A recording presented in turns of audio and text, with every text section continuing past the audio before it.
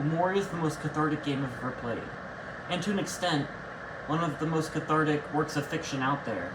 Of course, this is all my personal opinion, but there's something truly touching about this game.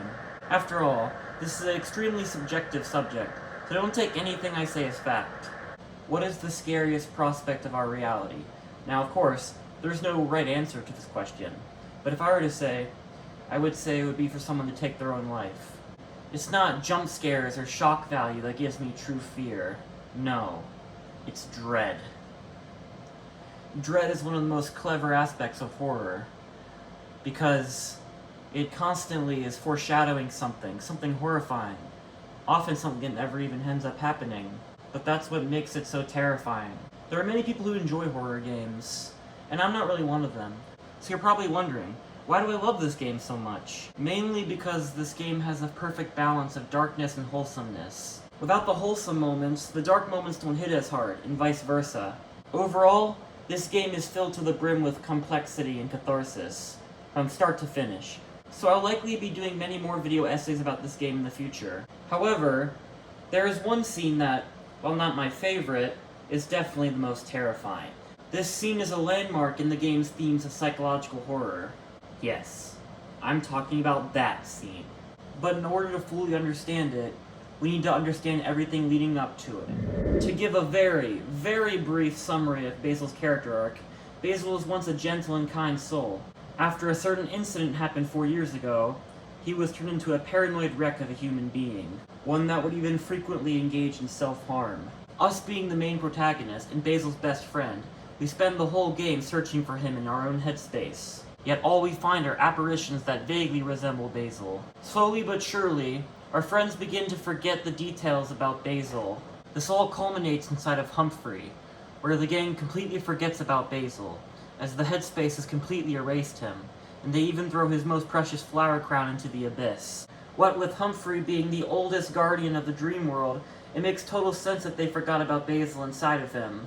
And in further conversation with the branch coral, what is foreshadowed across the entire game is finally revealed to us.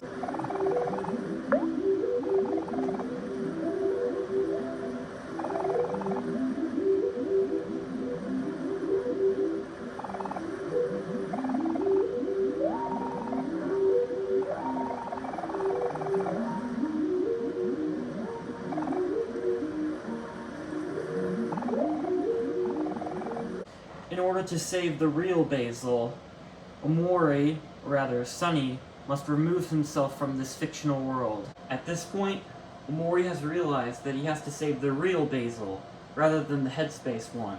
But first, the truth must be revealed. So the gang goes back to Basil's house, where black space is hidden. While white space was a void of nothing, black space is the exact opposite. Black space is a confusing mess of a void, with voices from strange people everywhere.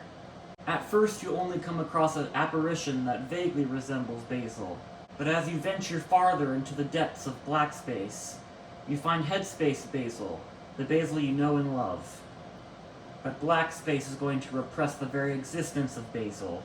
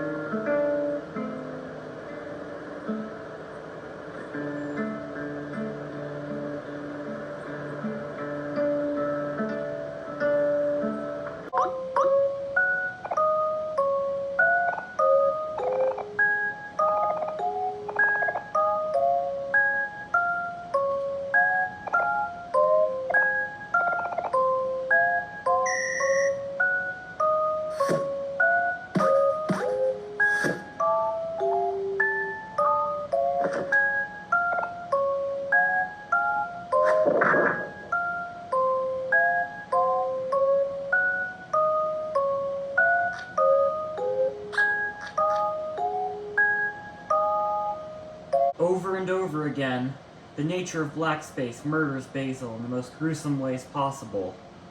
We go even further into black space and finally try to save Basil once and for all.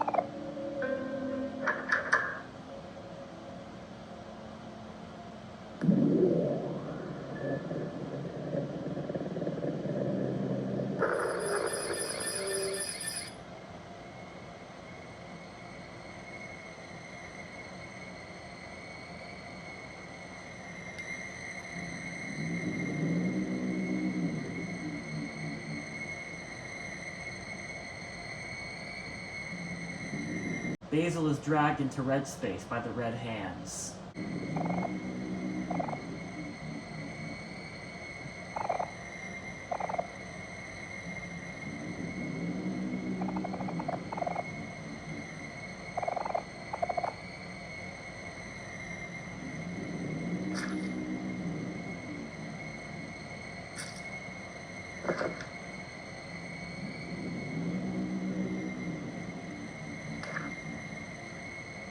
Omori attempts to erase the existence of Basil forever. He then ascends his throne of red hands. While all this is happening, real-life Basil is also suffering.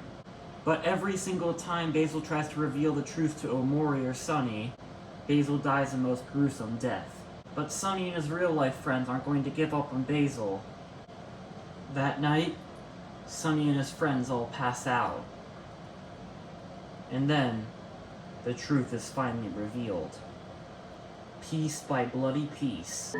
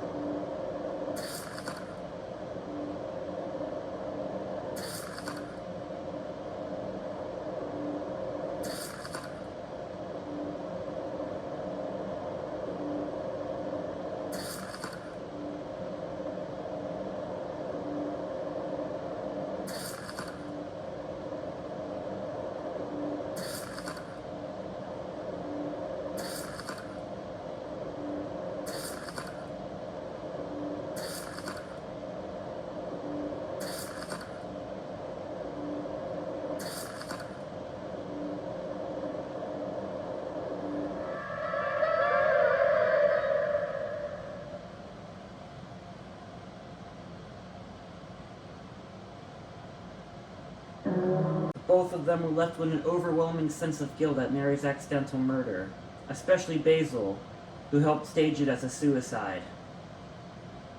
While Sonny locked himself away from society as a Omori, Basil became highly volatile, even suicidal at points. All of this culminates when Sonny finally wakes up from his sleepover at Basil's house. Yes, the scene everything in this video has been leading up to. Upon awakening, you're met with a chilling tune, reminding you that your friend's life may be in danger.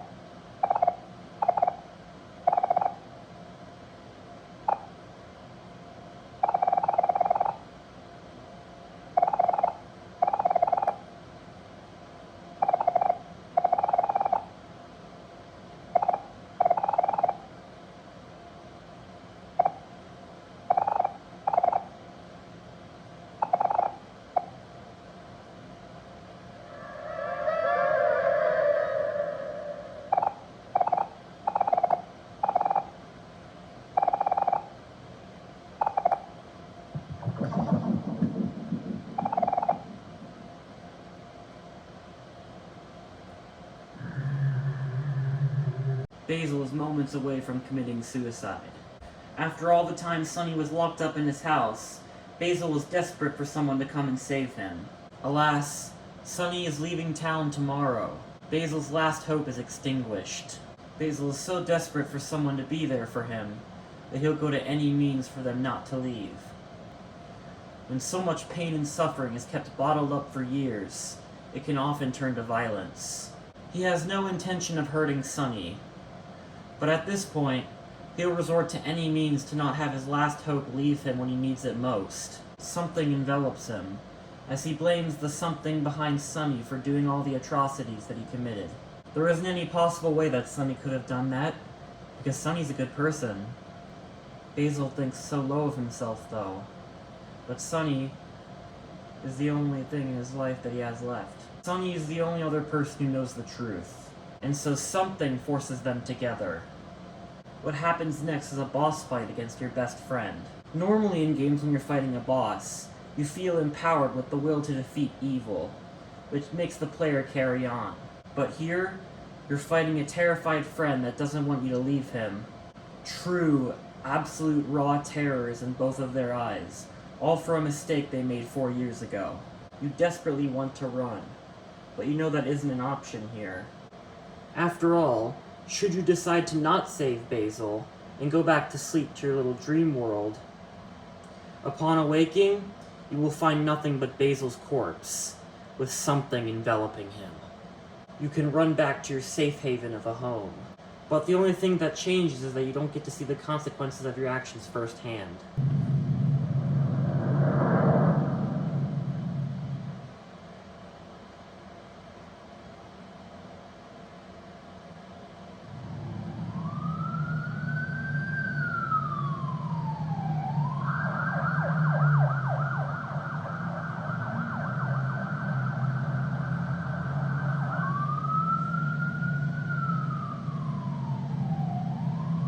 The only way to save Basil is to confront him.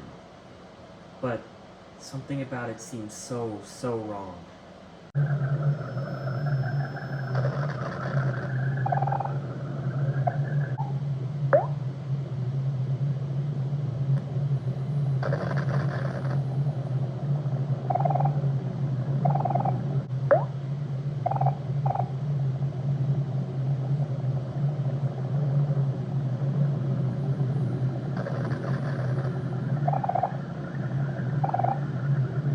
All of the coping mechanisms you've learned up until this point are absolutely useless. You are powerless against this trauma. The only thing you can do is fight your friend. Meanwhile, he's eaten alive by his own guilt. You don't want your friend to die. You don't want anyone else to get hurt because of what you did. So what is there to do? In the confusion, you attack each other, and this is made even more painful by the music and dialogue.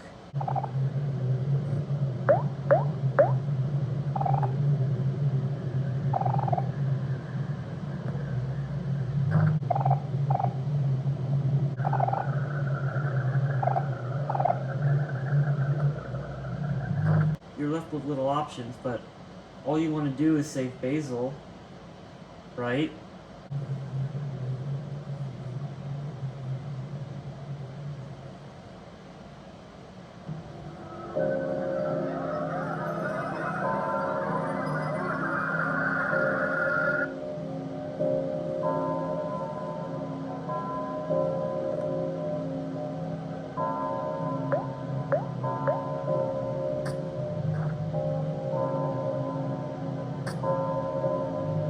The music begins to closely resemble a church bell, and the color on screen has devolved into black and white.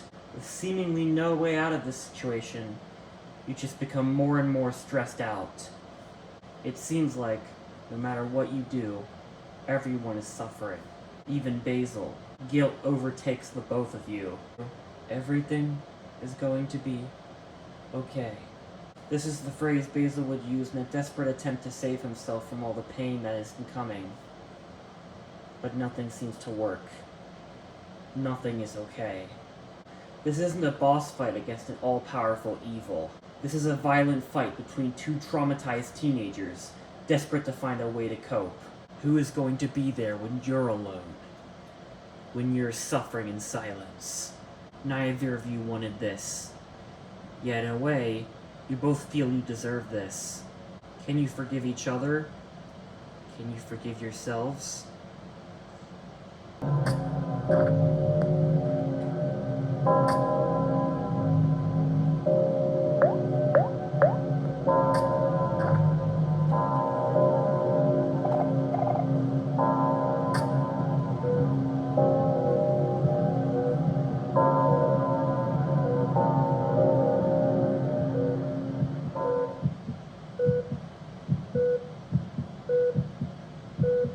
Honestly, it's really rare that I see a mental breakdown be depicted this well, in fiction at least. It feels very cathartic and comforting, like the game understands my pain. For those who don't know, this isn't how the game ends, but that'll be for a different video.